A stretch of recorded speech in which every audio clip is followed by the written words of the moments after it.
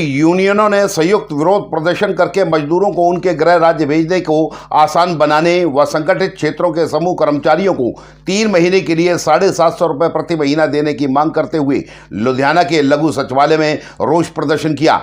विभिन्न trade union नेताओं ने श्रम कानूनों में किए गए बदलाव की सख्त निंदा करते हुए इसे वापस लेने की मांग की। लुधियाना के भारत नगर चौक के नजदीक स्थित पंजाबी भवन से लघु सचिवालय तक रोष मार्च निकाला गया व रैली की गई। जिलाधीश के माध्यम से केंद्र व पंजाब सरकार को ज्ञापन भेजकर मांग की गई कि श्रम कानूनों में की गई तब्दीली वापस ली जाए, मजदूरों को इस संकट की घड़ी में सुविधा प्रदान की जाए व उन्हें उनके गृह राज्य भेजे जाने की प्रक्रिया को सरल बनाया जाए। एटक की महासचिव कामरेड अमरजीत कौर ने बात करते हुए कहा कि मैं AITUC की जनरल सेक्रेटरी बोल रही हूँ, अमरजीत कौर। नेशनली हमने 10 सेंट्रल ट्रेड यूनियन ऑर्गेनाइजेशंस ने डिसाइड किया था कि पूरे देश भर में आज हम प्रोटेस्ट करेंगे और इस वक्त मेरी जानकारी के अनुसार अभी मुझे मैसेज पहुंचा है जो राजघाट पे था वो सेंट्रल लीडरशिप ने कुछ ने स्टेटों में पार्टिसिपेट करना था और राजघाट पे जो आज इकट्ठा हुए दिल्ली में वो सब अभी गिरफ्तार होकर पुलिस स्टेशन ले जाए जा रहे हैं। तो पूरे देश के अंदर ये प्रोटेस्ट है और हमारे हिसाब से जो प्राइम मिनिस्टर को पिटीशन है यहाँ भी अभी जमा कराई है हम लोगों ने, PM को पहुँचे और CM को पहुँचे, हर राज्य के CM को भी जाएगी, लेकिन प्राइम मिनिस्टर के नाम मुख्यतः ये पिटीशन है जिसके तहत हमारे हिसाब से हम 10 लाख से ऊपर पिटीशंस आज प्राइम मिनिस्टर को पहुँच जाएंगे और उसके अलावा ये सिलसिला जारी रहेगा। हम 1 करोड़ तक पहुँचेंगे।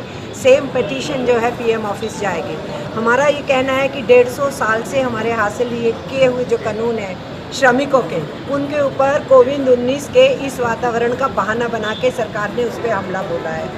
तो हमारे श्रम कानूनों पे हमला बोला है, हमारे पब्लिक सेक्टर को तेज़ी से बेचने की बात की है और इसके साथ साथ सरकार ने लॉकडाउन जिस गलत ढंग से लागू किया, लॉकडाउन एक मेडिकल नेसेसिटी हो सकती है, लेकिन सरकार ने ना जनता को विश्वास में लिया, ना पार्लियामेंट को विश्वास में नहीं लिया, ना पॉलिटिकल पार्टीज़ को विश्वास में लिया, ना स्टेट गवर्नमेंट्स को विश्वास में लिया और लॉकडाउन 4 घंटे के नोटिस पे दिया। उससे हमारे करोड़ों मजदूर हताश हुए हिंदुस्तान के अंदर। इसकी जिम्मेदारी सरकार के ऊपर है। इतने लोग अभी तक 450 की खबर आ चुकी है जो सड़क हादसों में, ट्रेन हादसों में, सुसाइड्स पे और मरे हैं जगह जगह पर एक्सीडेंट। हम ये समझते हैं कि यही उचित टाइम है कि सरकार को कहा जाए कि आपने लॉकडाउन गलत तरीके से लागू किया। अब लॉकडाउन के खुलने के समय के ऊपर भी ना जनता को विश्वास में लिया जा रहा है, ना राज्य सरकारों को विश्वास में लिया जा रहा है, ना इससे निपटने के लिए जो इंतज़ाम होने चाहिए वो किए जा रहे हैं। हमारे फ्रंट फाइटर्स को आज तक एक्सपोर्ट करने फिर से शुरू कर दिए हैं, इन्होंने इक्विपमेंट्स ठेके देने शुरू कर दिए हैं और हमें शिकायतें आ रही हैं। हमारे आशा वर्कर, आंगनवाड़ी वर्कर, हमारे डॉक्टर्स, हमारे पैरामेडिकल्स, हमारा सफाई कर्मचारी, उनको अभी भी सेफ्टी इक्विपमेंट्स पूरे नहीं हैं।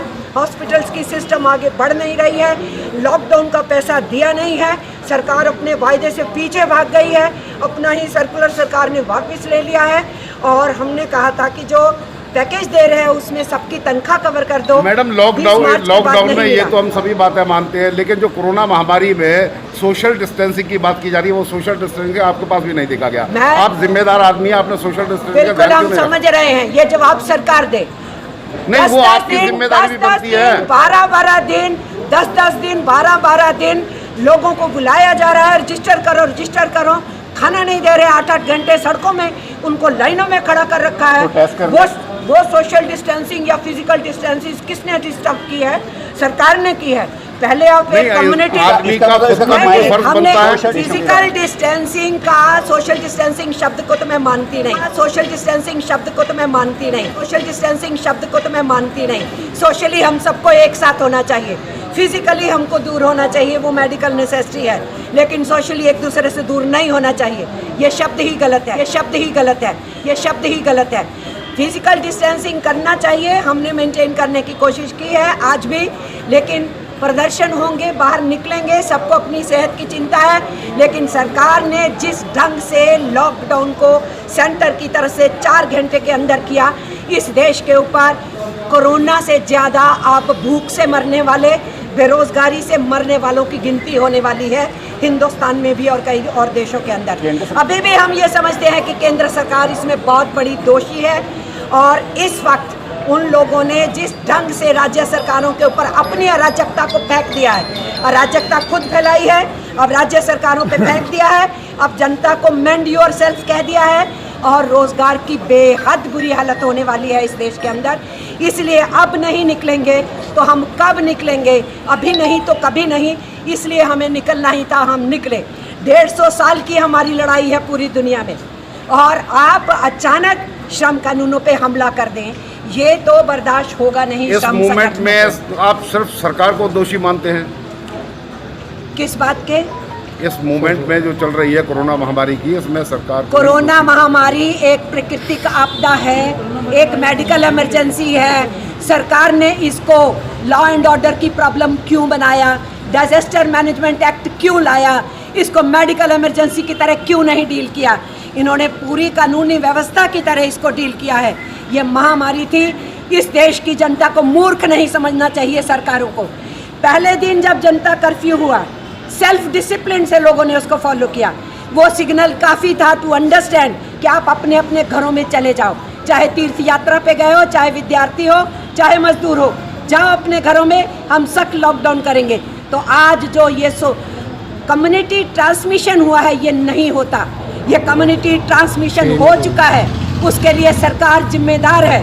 अब इम्यूनिटी की प्रोसेस में अब जो होगा तो होगा, लेकिन हम ये समझते हैं, अभी भी हम चाहते हैं कि लोग उन नियमों को, कानूनों को जो मेडिकल इमरजेंसी के होते हैं उसको फॉलो करें, उस हिसाब से चलें, ये हम आवाम को कहेंगे। लेकिन इसका मायने ये नहीं है कि कोई आवाज़ नहीं उठाएगा। सरकार समझ रही है ये अच्छा बहाना है, पीट डालो।